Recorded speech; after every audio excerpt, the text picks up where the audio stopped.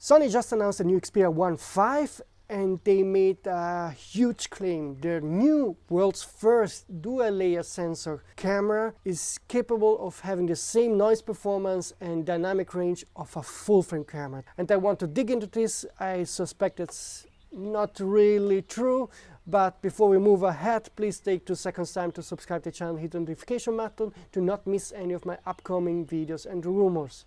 Let's start with some facts. The Sony Xperia 1.5 is the first smartphone, or actually any camera, that uses the new X-Mode-T dual layer sensor tech, and this tech is implemented only on the 24mm lens on the smartphone. The ultra wide lens and the tele lens don't have that same sensor. And I read the press release, and there was one phrase that really stood out.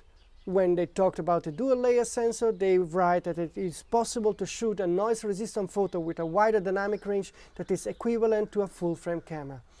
Now, they made that claim and they didn't show any comparison test with full frame cameras. I would really take it with a grain of salt that this is really the case. I think there's a bit of good cheating behind that claim. All I can show is a couple of image samples shot with a 24mm lens on the Xperia 1.5. You can see them here.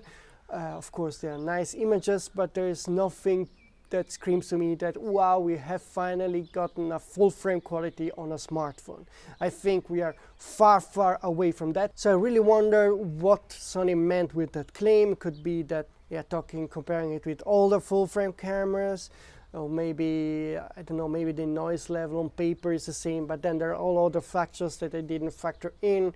So I really would forget about that. The one big question I have is if that new X-Mode-T dual layer sensor tech that is used on the smartphone can be upscaled also on future APS-C, full frame and even medium format sensors.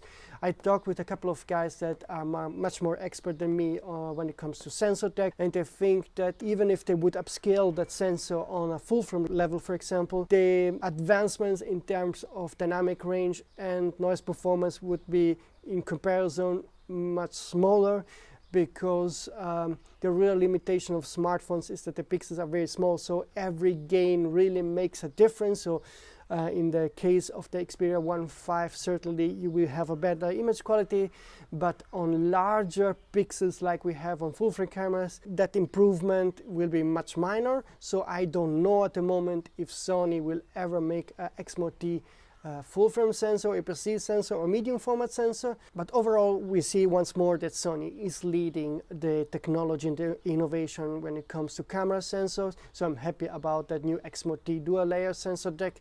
I'm sure if it will find its way in the future Apple iPhone 15 series too. I keep reading claims made by many like Samsung, even Sony or Xiaomi in China, saying that smartphones will eventually catch up with the professional full frame cameras, and I doubt this will ever happen. There's simply the physics that comes in the way. So this is it for today. I wish you a nice day and I see you soon.